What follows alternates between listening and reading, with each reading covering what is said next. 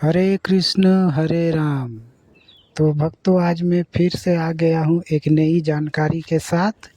आप सबके लिए एक नई जानकारी देना चाहता हूँ, जो कि है बजरंग बाण के बारे में।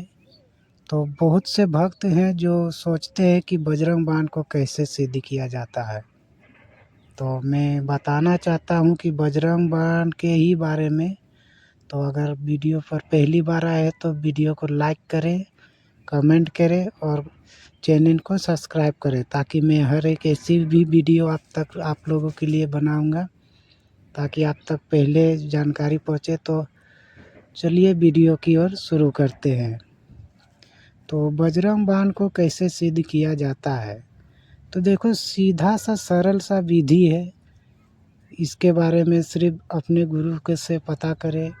और अगर आप अपने गुरु से पता नहीं कर सकते तो वैसे भी बजरंग बाण हनुमान जी का सात्विक मंत्र है। या बजरंग बाण या हनुमान को आप सात्विक ही देवता जानते हैं, सब कोई जानते हैं कि सात्विक ही देवता है वो। तो उसमें कोई दिक्कत नहीं है, बजरंग बाण का आप पाठ करके उसे सिद्ध कर सकते हैं।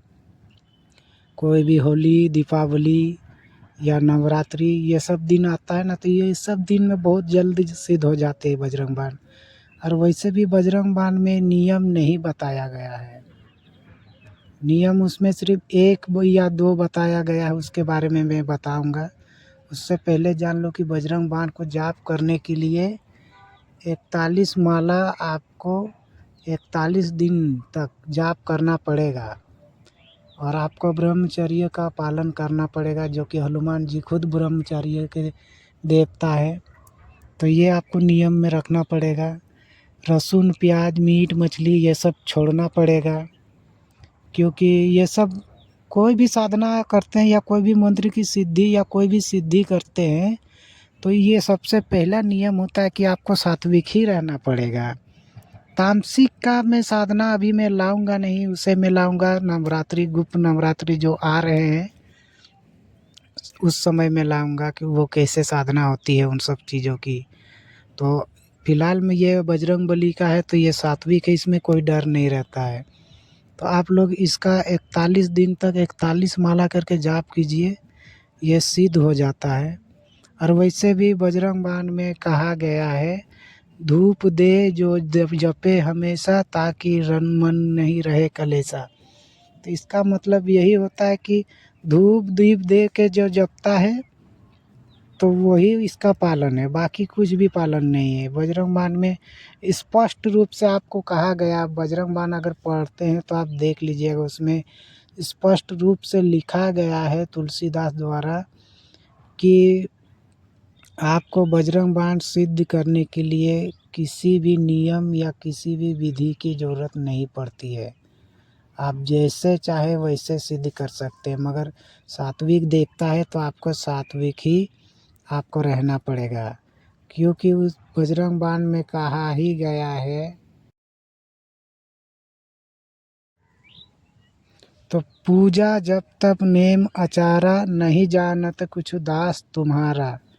तो इसका अर्थ ही यही है कि ना मैं पूजा जानता हूँ, ना मैं जप जानता हूँ, और इसे मैं पाठ कर रहा हूँ, तो इसलिए इसमें कोई डरने की बात नहीं है।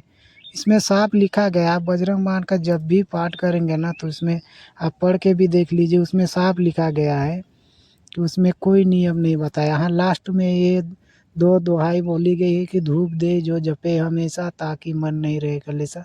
तो धूप दीप आपको दिखाना पड़ता है, ये तो किसी भी देवी देवता की आप पूजा में ये सब दिखाते हैं। बाकी आप निश्चिंत होकर जाप कीजिए, कोई डरने की बात नहीं है।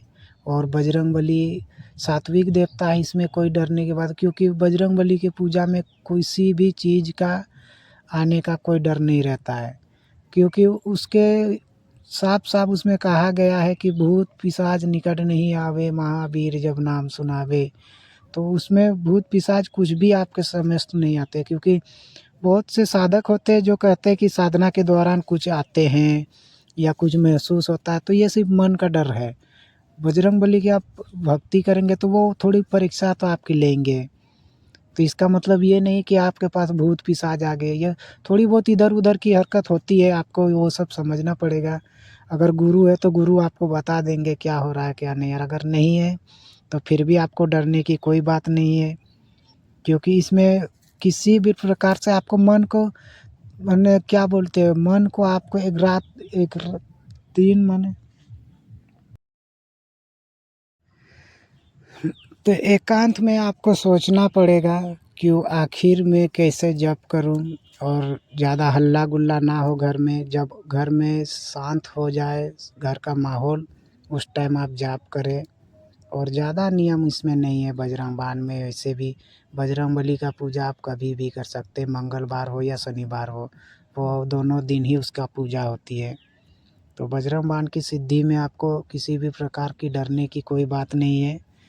आराम से करें, और ज़्यादा जानकारी आपके पास ना हो तो किसी जानकार आदमी से आप राय ले सकते हैं कि किस तरह किया जाता है। लेकिन मेरे हिसाब में आप संकल्प करें, और 41 दिन तक आप जो जो नियम मैंने कहा उस नियम के अनुसार से आप करेंगे तो सिद्ध हो जाएंगे। क्योंकि मैंने जहाँ तक पढ़ा है तो बजरंग बाण में कोई नियम नहीं बताया गया है। आप बजरंग बाण को आप शुरू से लास्ट तक आप पढ़ सकते हैं, इसमें कोई दिक्कत नहीं है। तो आप हमेशा देख लीजिए, उसके बाद अपना जैसा मन हो आप वैसा कीजिए। मेरे हिसाब से तो आपको पाठ करनी चाहिए, क्योंकि ये घर में जितने भी दुश्मन आते हैं सबको ये दूर भगाते हैं। बजरंग बाण के पाठ से या सिद्धि से आपके घर में कभी भी दुश्मन, कोई भी जो बाहरी दुश्मन होते हैं वो आपके घर में घुस नहीं सकते। आपके घर परिवार के किसी भी लोगों के ऊपर जादू टोना मंत्र तंत्र ये सब नहीं कर सकते, क्योंकि बजरंग बाण उन्हें सब काट देता है। ये सब बजरंग बाण के आगे कुछ भी ये तंत्र मंत्र काम नहीं करते हैं, क्योंकि बजरंगबली की खुद अष्ट सिद्धि नौ निधि के दाता है। उसके आगे कुछ भी नहीं चलता है, कोई भी तंत्र नहीं चलता है। तो आप लोग निश्चिंत होकर आप लोग पूजा पाठ करिए। और मैं बताना यही चाहूँगा कि भाई को थोड़ा सपोर्ट कीजिए।